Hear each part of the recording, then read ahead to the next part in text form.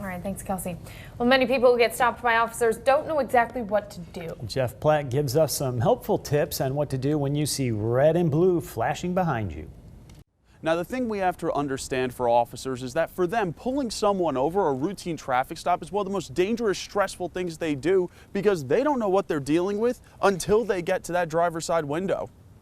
We have people come through that are felons, wanted for strangulation, wanted for murder. As you can imagine, knowing you could be confronting a violent criminal does nothing to put your mind at ease. So when we see those red and blue lights flashing behind us, what can we do to help our law enforcement officers relax a little bit and ensure the interaction goes well for everyone involved? Trooper Miller says it's all about the hands. I'd prefer if hands were up on the steering wheel. You can never go wrong. If your hands are on the steering wheel, you're good to go, no matter what.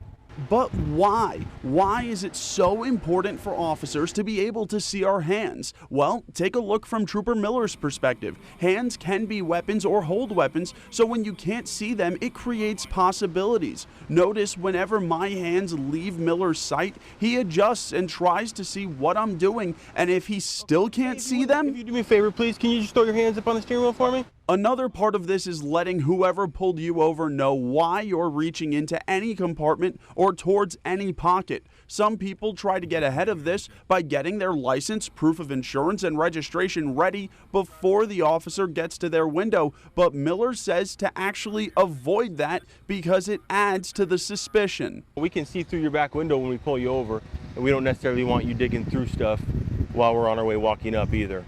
Now, another thing to keep in mind, there's no law in Idaho that says you have to inform an officer that you're armed if you get pulled over. However, Miller says that it's highly recommended that you do. It's one of those little things that just helps to keep everyone safe. Also, if you do get pulled over, do not get out of your car for any reason unless the officer tells you to. In Boise, Jeff Platt, KBOI 2 News.